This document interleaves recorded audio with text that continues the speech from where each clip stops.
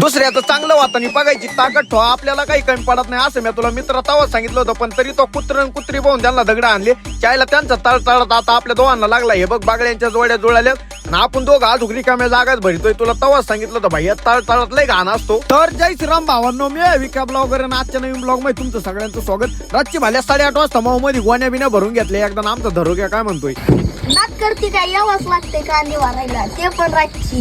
त्या अक्षर 200 दी त्या अक्षराने आपल्याला गाडी नाही दिली, त्याच्याबद्दल 2 शब्द सांग.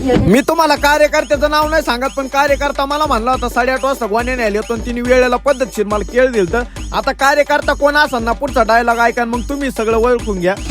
कुत्र्यावर विश्वास ठेवा पण मेवण्यावर विश्वास ठेवू नका.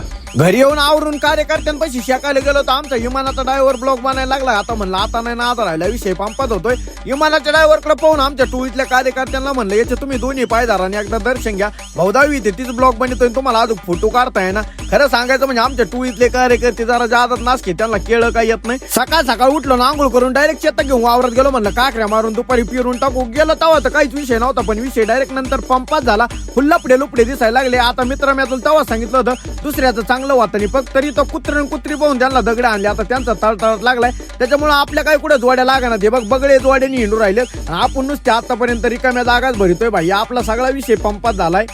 शेवट जायचं लवकर गेलं उशिरा गेलं काय अजून लय राहिले. पंपावरचे मामा म्हणत होते आज ना उद्या जायचं, एवढा काय विचार करायचा. म्हणलं जायचं विचारण जायला आज नाही भेट मी, पण जरा नागान बिगान झालं म्हणजे माझे किडे म्हणते आयला आमचं म्हातारा जरा जादा नादिक होतं म्हणून थोडा विषय पंपात आहे, म्हणून जरा थोडी गारबाड होती. फक्त नागान बिगान होऊन दे एकदा, जरा पोर बाळ होऊन दे, मग आरामशीर जाऊ, काय अडचण नाही. जायचं तर सगळ्यांनाच आहे. नंतर डायरेक्ट दुसऱ्या वावरात आलो पेरायला भाई, आणि विषय डायरेक्ट पंपात झाला. आता तुम्ही फक्त एकदा नाव वाचा मग अंदाज लावा मी किती खच्ची बॉड्याचा आहे.